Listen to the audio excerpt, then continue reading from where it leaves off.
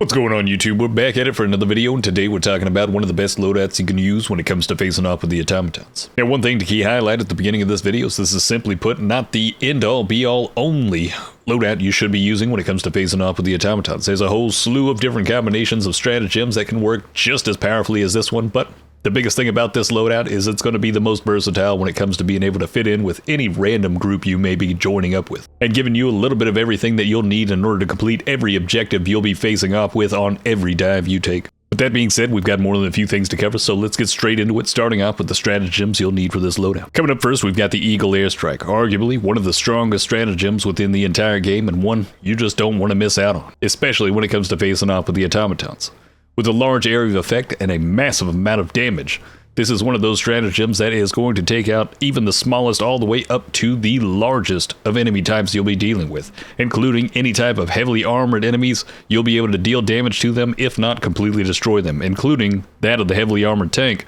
which will get one-shot by this, as long as you've lined it up properly, and thankfully they're pretty slow, so it will be pretty hard to miss these. On top of that, one of the strongest uses of that of the Eagle Airstrike is just clearing up those crowds of Devastators and smaller bots that you may be facing off with, on top of the capability of it destroying the hulks, but that will take about 2 airstrikes unless you get lucky enough with one of those bombs dropping down directly on that weak spot in the back of that hulk. But when it comes to moments when you may be facing off with a patrol or that of a bot drop, utilizing something like a stun grenade to toss that in, stop them in their tracks, and then be able to line up the Eagle Airstrike to completely clear that board is going to be a powerful moment for you that can save you and your team a whole lot of time and possibly reinforcements. On top of that, also giving you the capability of destroying those fabricators, clearing out bases, and destroying some of those emplacements, including the mortars. Sadly enough, not the anti-aircraft, as you will be stopped from being able to use the Eagle in those moments. But the rest of the 90% of the time you'll be on the board, you'll be able to utilize this to completely destroy those automatons you'll be facing off with in large crowds, and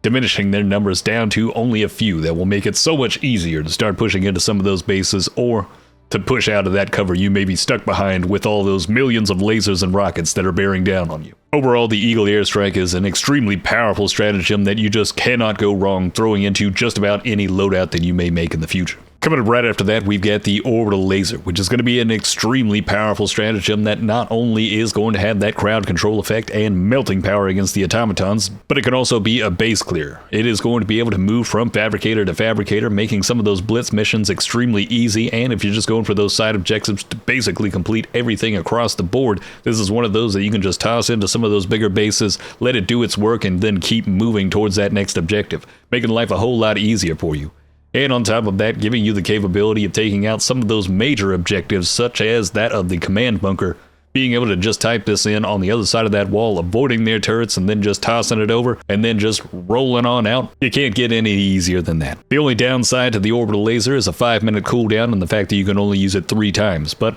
in general, it is going to come in handy each one of those 3 times as long as you know when and where to use it. Just be mindful that this is something that will only have a certain radius to it, so you do want to throw this near the objective or near the enemies in a large group, as if you throw it too far away, it will sit in place and it will be a wasted stratagem. But in every other instance, when you may be in a sticky situation with large amounts of enemies around you, this is one of those stratagems where even if behind some type of small cover, you can just type that in, throw it out to the side, and then let it do its work on its own, giving you a little bit of that breathing room to be able to regain in those situations. But do be mindful, this does have friendly fire damage to it, and it can melt you fairly quickly, as well as leaving a burning effect on the ground that can burn you as well. And with that increase of damage over time recently with fire, it can be even more deadly at this point. So do be mindful of that. Coming up right after that, we've got the Shield Generator Pack, which is just going to be all about survivability. This is something that's just going to give us a little bit more to sustain, to be able to eat some of those lasers and those rockets without sustaining too much damage or getting staggered by that, and being able to still land those shots whether or not we're getting shot at directly. Those can be some of the more frustrating moments, and it can be life-saving in certain instances to have this available while you're getting hit by something like a rocket devastator or even something like a cannon turret, and being able to have a shield that absorbs that and just ragdolls you instead of sometimes getting one shot, if not sustaining that amount of damage that would have been lethal. Short and sweet, it's just going to make life a little bit easier with dealing with that of the automatons. And coming up last, we've got the laser cannon. My personal favorite choice when it comes to the support weapons to use against that of the automatons. It is one that is going to be melting through those automatons and virtually destroys about 90% of the entire enemy base that you will be dealing with when it comes to them. You will also be able to take down those new flying enemy types as long as you're sustaining that fire towards one of the engines, and it will drop fairly quickly. But the only two things that the laser cannon can't destroy against the automatons is that of the drop ships and that of the fabricators. Everything else, as long as you're hitting those things in the weak spot or hitting some of those weak spots on something like the Hulk, such as its legs, you'll be able to melt them very quickly. And in combination with a stun grenade, it just makes it even more deadly. But if you'd like to know all of the ins and outs and tips and tricks on how to utilize the laser cannon against that of the automatons, I've made a video completely dedicated to giving all this type of information. I'll have that linked down below in the description if you'd like to gather all the information you can on how powerful the laser cannon can be against that of the automatons. Now, if this support weapon doesn't suit your fancy, if the laser cannon is just not for you, this is one of those slots where I would highly consider this to be one of the most versatile. There are more than a few support weapons that can be slotted in here that can be just as powerful as that as the laser cannon and possibly suit your playstyle a little bit better. And those options are the arc thrower, the quasar cannon, the railgun, the anti-material rifle, and last but not least, the autocannon. But with the autocannon, we won't have the capability of using the shield generator pack, so in that instance, I would highly suggest possibly slotting in something like the Eagle 500 kg bomb, or both of these can be a great option to throw in if you no longer have the capability of using that shield generator pack. And the EMS mortar is something that can sustain a little bit more survivability as something like the shield generator would do, considering it will be able to slow the advance of some of those enemies, if not just completely stop them in their tracks and make them easy picking for you and your team to take out. And when it comes down to the orbital laser, if you're not a huge fan of this one, I would suggest that the 500 kg bomb can still be a great option to slot out, just in case you're not a big fancy of the simple fact that it's a 5-minute cooldown for the orbital laser and you only get 3 uses of it. In some instances, you may get a little bit more out of the 500 kg bomb, and one thing that you may not have known about the 500 kg is that it will be able to take out those detection towers, the Eye of Sauron. As long as you throw this somewhere close to the base of that Eye of Sauron, you will be taking that down with just one strike of the 500 kg. So sometimes this can be a beneficial stratagem to throw in instead of that of the orbital laser. But with that being said, that's all the stratagems for this loadout. Let's move on to the primary weapons and armor. Now, when it comes down to your primary weapons, right now the GR5 Dominator is truly dominating the competition with the capability of having that stagger power towards that of the Devastators and giving you a large amount of damage between each one of those shots. You will also be able to one-shot those Devastators if you can land the shot in that weak spot, and it can be a powerful one to wield. But if you're not a big fan of the handling on the GR5, or if you're just not in general comfortable with it,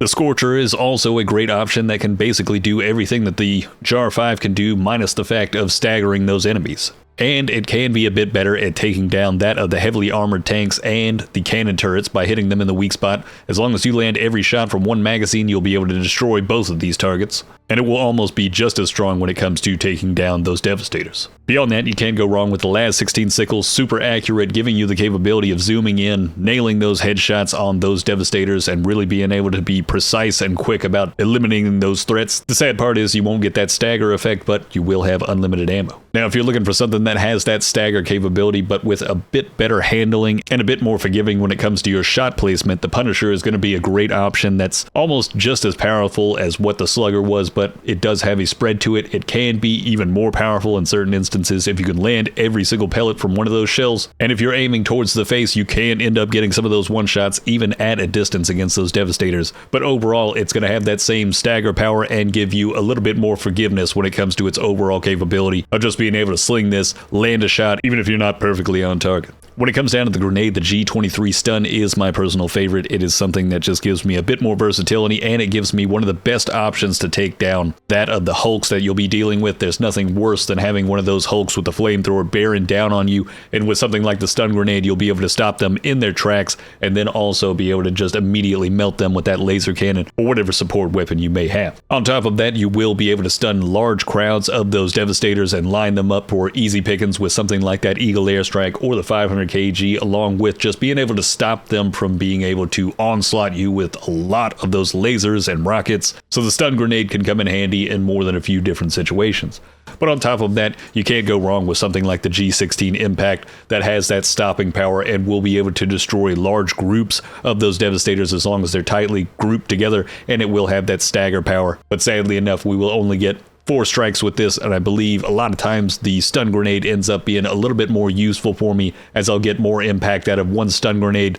than I will out of just 2 of those impact grenades. But it's going to be up to your personal choice as to whether or not you want to be dealing damage with your grenade or stopping those enemies in their tracks with something like the stun grenade.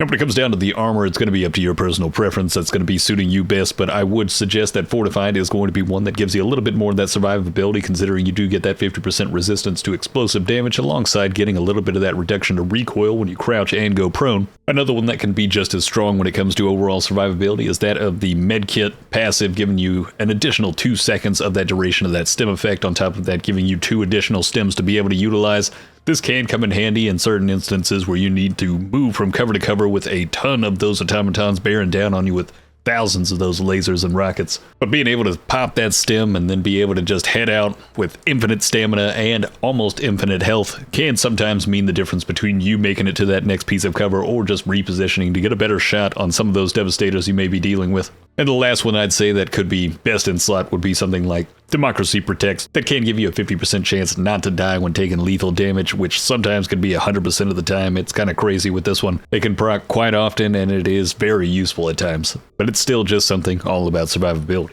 That's going to be the loadout right there, people. That's going to be every bit of the information you'll possibly need for this loadout, and giving you a little bit of that insight into something that could be either a loadout you can use with facing off with that of the automatons, or something they can kind of use as a baseline to kind of tweak to your certain playstyle. Hopefully some of this information has helped you in some way, shape, or form. And let me know down in the comments below if this has been treating you well, or if you have your own specific type of loadout for that of the automatons. I will be making a few of these videos coming in the future with gameplay instead of just having the loadout by itself, but I figured since we're in the final push with taking down those automatons, I might as well throw this one out there to help out with some of those people that may still be afraid of dealing with the automatons, and then back it up with some gameplay later on to give you a bit more insight into how to deal with those automatons. But on that note, if you've enjoyed this content and you'd like to see more, hit that subscribe button. And if you'd like to see some of this content live, hit that link down in the description below. Follow me over at Twitch. We'll be streaming daily. And on that note, have a good one.